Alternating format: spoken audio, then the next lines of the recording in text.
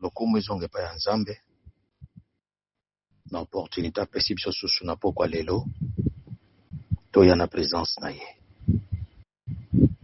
Me bayaya nanga présence o biso toye pa ya nzambe toye na wenze te, me toye na esika moko tomesana kobengaka la maternité des solutions. E na kati ya maternité bayaka na bilamba feti te. Na kati ya paternité bayaka te kozwi rouge à lèvres te opetiki na mbebo otie bangele fasi po kuna okolongola ngo na kolela. D'autant bayaka na maternité bayaka na attitude mosusu. E muta yaka na maternité o azana fardo.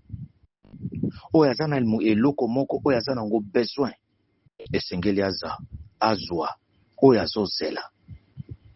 Muta azozela ne eloko te ezala mwasi ezala mobali akoyane na maternité te.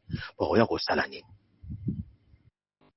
Soki mobali aye na maternité c'est-à-dire aye ko accompagner mwasi na ye pona zo eloko moko na maternité wana.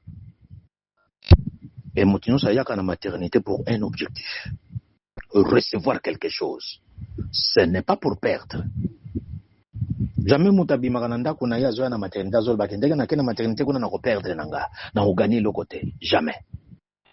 Ezala mwasi o bayi kotika na maternité, ezala mobali o aye ko accompagner mwasi ayaka avec espoir. Et bien aimé, quand nous venons dans la maternité des solutions, il faut prier. Il faut venir avec espoir. Il faut venir avec foi. Il faut venir avec confiance. Il faut venir avec un objectif. Kengatanga na keboye na ozonga na bébé.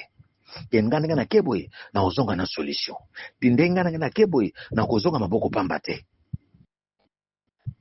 Mais tolingi totanga verset moko qui parle aussi de la maternité dans la Bible. Verset na tchaki yango déjà na groupe na biso. Ésaïe chapitre 26, verset 18. Bible Bible, Ésaïe 26, verset 18. Nous avons conçu, nous avons éprouvé des douleurs, et quand nous affrontons, ce n'est que du vent. Le pays n'est pas sauvé, et ses habitants ne sont pas nés. Verset Oyo, ils ont parlé sur la maternité.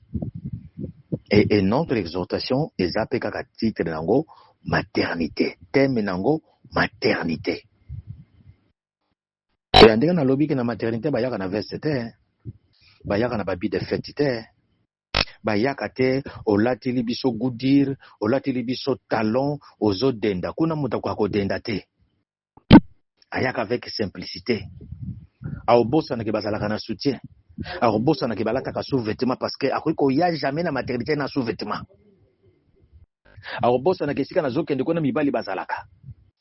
Aobosa na ke sika na zokende kona soki na kozala ndenge nini. Donc tanga zokende yepo na ye eloko azana kaka posa eza mbuma. Résultat. Réponse. Ye loko ya zomema. Yaya, biloko nyonso bato ba memaka ezalaka na tana ngo esengeli ko se décharger nango. Elingo loba teke parce que zazemi evandela ngai 5 mois, 10 mois, ata komi na 11 mois suka, il faut ebotama. Mais que nous dit ce passage? Ce passage nous dit ceci: nous avons conçu, nazwaki nanga penza zemi. Nazwi penza zemi ko. Et comme dans un moment de douleur d'enfantement, j'ai senti le douleur d'enfantement. Mais là, on dit que ça là qui m'a bé, tant on a ligné na bota, na botika mo pepe. Yaya, ngana yebisio, soko yaka na maternité des solutions, eza strictement interdit au bota mo pepe na katia forum oya lo sambo. Soko ye awa izate ke po bota mo pepe. Ko bota mo pepe lingolo bani. Ça dit que be for nyos na salagi depuis le premier jour de grossesse. Timo ko na ko bota e ke na ngoni. Ko bota mo pepe lingolo bani. Soit na bote moro ne, soit na jupe le côté. C'est-à-dire nazoki maboko pamba. Biso na maternité na biso ya solution yaya tozana tina robota mpepete. Et tu ozo yaka na présence en Nzambe, il faut yaka na attitude que Seigneur ngana zo yate awa ponga na bota mopepe. C'est-à-dire que na ye na gangi sur le point de recevoir quelque chose, je ne vois rien. Te. Nzambe ngana zo pona bongo te. Si je viens dans ta présence, c'est pour recevoir des réponses. Parce que le bail que invoque moi je te répondrai. Si moi je t'invoque, réponds-moi. Exactement comme na era ko répondre nga yo kangi na yo maboko kangi na munoko, tu ne veux pas me répondre, je ne vois rien. Ou bien c'est moi qui ai mal pris la sambela qui mabe yango na zwa kite, ou bien ma prière ezala ki penza encadré te pour que na yeba ko zwa o singela ki na zwa. Parce que conçu, oui, na santaki ke kati na nga mwana za. Mais ba msusu ba ko sentir mwana za na kati nzoka ne mwana ngasa kufa na ye. Yeba kata zo sentir ka libumu kilo. Parce que si l'enfant est déjà mort, maman va pas libumune kilo. Mais si l'enfant est en mouvement, elle va sentir libumuna est différent. Parce que moi nazo ningana, moi nazo vivre. Mais s'il est mort, il ne fait plus le mouvement, la maman a ressenti libumune comme un kilo. Et les douleurs oyozo yoka, yakoyaka na présence en Nzambe, ya yebote lo mupepete. Tant oyozo yaka na présence en Nzambe, yaya ko linga kototo bota mupepe. Bo yango na vie na yo, attitude yozo ya na présence en Nzambe, c'est pour recevoir. Ezate ke Nzambe na souffrir, na yo qui passe, na concevoir, na yo qui peut douleur d'enfantement, et nyoko linga koto, tam su douleur rango e sali 2 jours, 3 jours ya douleur d'enfantement. Mais sur le point d'accoucher, il n'y a que le vent. Je ne veux pas le vent. Ngana ko bota mpepete. Bo yango penza na vina yo. Nzambe ngai na kotika la ko bota mpepete. Ngape na présence soki na ina watika la kozonga jamais maboko pamba. Na yaki maboko pamba, je vais rentrer avec quelque chose. Na yaki malade na kozonga na guérison.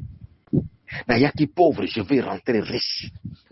Na yaki na situation moko boye bana ko tungisanga na kozonga avec délivrance. Jamais na koya na présence na yo Nzambe ngana zonga kaka ndenge na za poke ngana bota mopepe ngai na kotika laka ko bota mopepe ata mokolo moko te.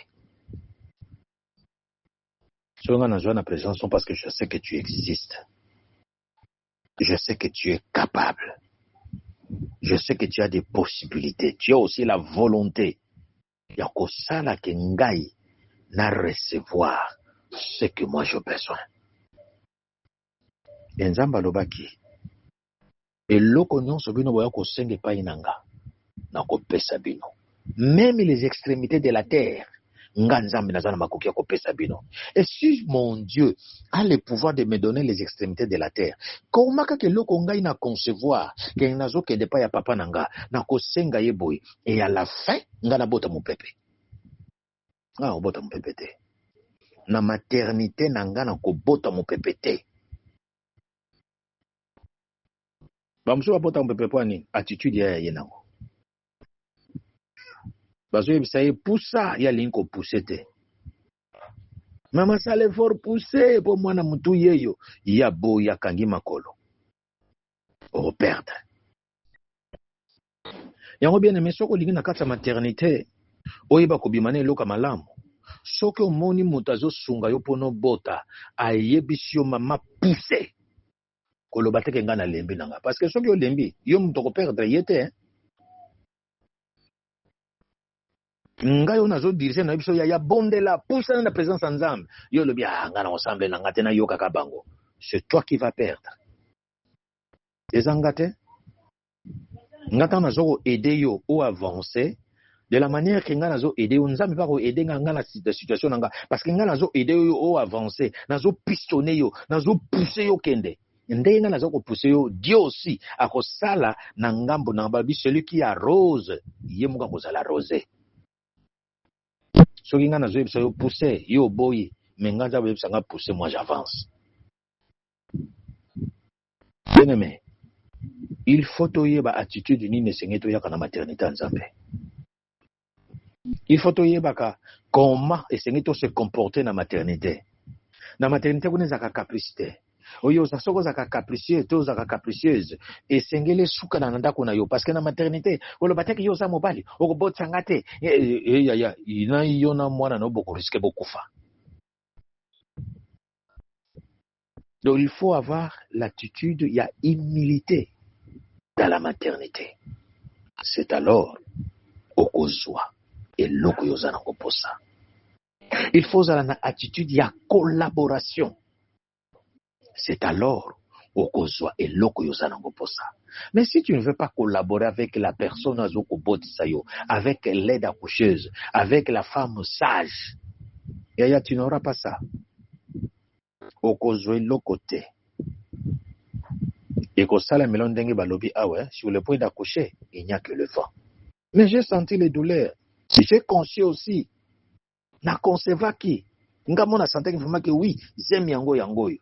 Mais sur le point d'accoucher, aux yeux le côté. Le bongo tolo. Zéro. Et nous devons changer notre attitude.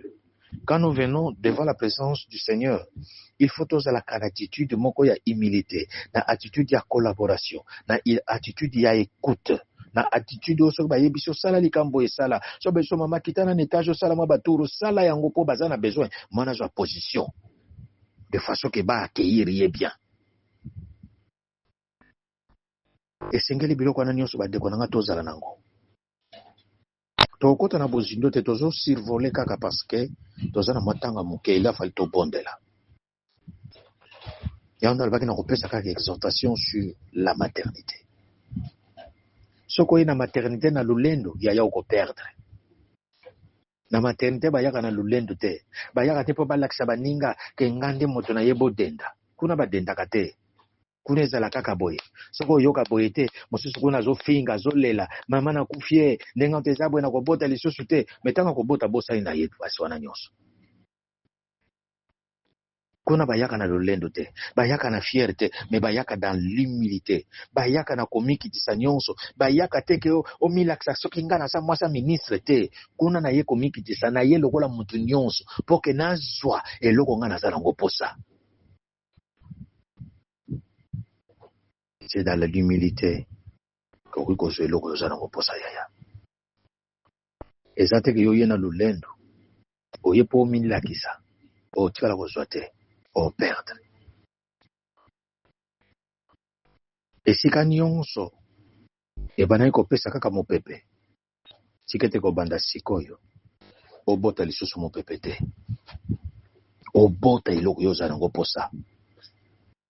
Quand tu enfantes, o enfanté lisusu le vanté. Et l'oconion, c'est pas que yo sambeli. Il a déjà bon délai pour un sujet où il y a sambeli tangomoulaï. Mais il n'y a pas de réponse. Il n'y a que le vent. Il n'y a que le vent. Il n'y a que le vent. Non, cette fois-ci, et cause à la lissou sur le venté. Je vais penzana pesa fruinanga. Je vais affronter. Et toi, tu sais, qu'est-ce que tu vas affronter? Tout dépend de toi. So mama yeba ike na robota mapasa moko abimi, ayebi ke silite. Nazana mususu na lipo. Il faut abima. Soki pa bimite, ozala leste. Il faut abima pour yo o respirer bien, ozonga na état oyo ozalaki avant la grossesse. Et moi sinon ce soit comme un état ya ko concevoir, a comme un état ya kozanazemi. Bote na ye chanchaka. Azalaka suna kitoko azalaki nango te tango azalaki na ina zemite. Eta na ye ko changer. Etamboli na ye ko changer. Eleli na ye ko changer. Même kolala na ye ko changer. Akozala ko privé na ba exercice mso bana ko sala, akotika kasu ko sala ngote. C'est pour protéger. Eloka zanango, eloka lingazwa. Pour nous clôturer, les gens n'ont pas si balé bazwa ki zemi bazaki basi andumba. Oh Salomon sambisaki. J'espère que tant bana basi on a besoin qui zemi na ndimi te baba ko sala sosu kindumba.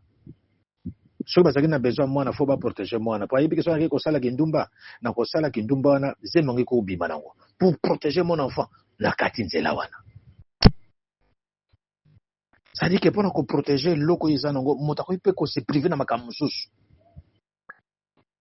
Pona nini a protéger kaka et loko izanongo. Pourtant il ko kana 9e mois a bukambo mana yango au moment opportun. Yaya to kende mulaite to suki awa.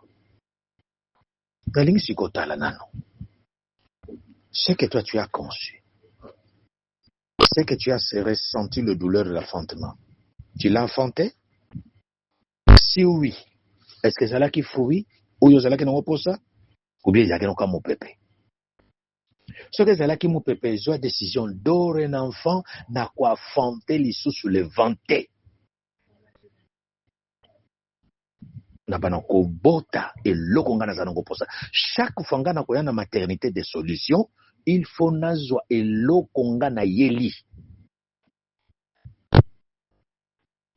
Ponzamba lobby, demandez et vous recevez. Frappez, on vous ouvrira. Cherchez, vous trouverez. Wapi, na maternité en Zambé. Alors, surtout, nous avons bon de la yaya. Et on a la soko zoya na forum oyo kosambela. Il faut changer d'attitude na yo. Koza la kate oye awangana yebisa batumiki, oye na présence en Zambo, zasu na présence en mutu. Tu vas perdre. Et puis, ce qui montre, à un moment, il y a conception. Il faut apprendre à la consultation prénatale. Hein? Mais tu as besoin de te survoler. La consultation prénatale aussi est très importante dans la vie. Il y a un mot à concevoir. Pour ça, il y a une consultation prénatale, il y a une évolution, il y a fétiche ou même. La consultation prénatale est très important. Kona bakoye bisayo biloko nini sengelo lia biloko nini sengelo lia te comment se comporter même to komona tango bato bazala ki appelé et pas ya nzambe soki ba concevoir bango nzamba interdit na mama na ye komela osoma sanga makasi te po mwana oyo aza nzambe. Ça dit pour protéger le cerveau de l'enfant. Bien aimé, la consultation prénatale, c'est toujours chez le Saint-Esprit de Rugo Kendaka. Lui qui connaît tout, il va nous aider comment prier, comment protéger le fœtus, comment jusqu'à ce que le fœtus mûrir, peut-être affanter et l'octosanango pour ça. Alors maintenant, dans la présence de Dieu, il nous reste 12 minutes, 18 minutes de la prière. Pendant ces 18 minutes, je n'ai pas besoin d'appeler ça au sujet de prière, moi, je te laisse le temps de prier à l'aise. Natika kapenza muta sambela jusqu'à ce que malobe sila ina monoko. Et malobe pe ko sila yote quand tu as accompagné ta prière avec des versets bibliques. Malobe ko silote. Malobe ko silote soki yo ozo sambela ensemble avec le Saint-Esprit. Malobe ko tika ko sila yote. De ce que malobe zo sila yo ilingol ba que tu pries seul. Tu pries selon la chair. Tu ne pries pas selon l'esprit. Si tu pries selon l'esprit, c'est le Saint-Esprit qui va t'aider par des soupirs inexprimables. Alors, dans la maternité des solutions, yo yakandengeni. Depuis au la maternité des solutions, quels sont les avantages au yozui la maternité des solutions? Est-ce qu'aux hui, t'aux huité? Ce qu'aux huité, aux hui qui te ponani, c'est ton attitude. Ezalaki mabe, ou bien tu as mal conservé et loko oyo zalaki nango. Ta mususu soko kenaki consultation prénatale, balanga yebisa yo te yo kol na yo eza mingi na se, kolinga to memaka biloka kilo, sozo memaka biloka kilo ko sala avortement. Yango wana oyeba ikozwa te loko zalaki nango posa. Dans la maternité des solutions, nous avons besoin ya koyokaka. Moto alingi koyoka te aza motu makasi, ayokaka te conseil, moto wana abotaka nibo wa malamu te. Ta bazebise yaya fo kenda concession prénatale, bazebise yaya fo kosambela, botikala makambo kosambela wana, yoka so na sambeli te kosala nga nini? Yaya, ka yo moko nde moto kolela sima. Fo koyokaka. Conseil ya bato baza na expérience koleka yo. Alors tolingi tosambela. Nalobi bien, nakobeta maboko te pona yebisa ke yaya kata. Tu as tout le temps de prier. Mais quand tu vas rester seul, kala penza sala une rétrospection. Pendant tout ce temps que yo bande ko ya na maternité des solutions. Solution ni no so na makambo yo yakinango. Combien so vu comme solution? Est-ce que au botaki mbuma ou bien ozoika mopepe? Soki zaleka mopepe na mopepe yaya à partir de maintenant. Yebisa Nzambe. Na lingi suko bota mopepe te. Tango nyonso na koyana maternité des solutions, na zo solution. Ya eloko nyonso na zala koposa. Alors devant la face du Seigneur et ensemble prions. Yebisa molio mo santo. Solo na Nzambe na yo. Ya na maternité bakipaka muninga te, batalaka muninga te. Po mutu na mutu aye po azwa mbuma na ye. Bokotala teke ye peta aza salite, aza propriété, ya kuna bakipaka mutu te o. Mutu na ndenge na ye. Ndenge moko pe na losambo kosala. Eza teke yo zo sambela po yo kaka makambo baninga bazo sambela. Ya oko perdre. Oko zo mupepa pamba yo. Tango moninga zo sambela tika ya sambela. Yo pe kende ko sambela pona likambo na yo. Mutu na motazo likambo na ya kende na open na présence ya Nzambe po lelo ko bota mopepe esila. Ya kenda kaka na maternité mais azonga kaka maboko pamba. Mikolo nyonso soka zuize misoka keka kaze mikake kwebimaka. Soka boti pe mwana boti na yepe mwana basimaka mwana ngako kufa. Te. Biloko wana nyonso fo esila. Ke ya kufela kaka bana. Iye kaka soka simbi kaka iloko bo ife kufa. Iye bachana maboko ne kaka esprit ya nini ya destruction. Soka zuka ke loko nyonso ko simbe ko beba. Nzambe ngana maternité alelonga na ye pona bota. Ona zana besoin mopepe te. Soki mopepe kende kota bato mosusu ngate Nzambe. Et prie avec détermination. Nzambe osala posa na yo. Prions le Seigneur.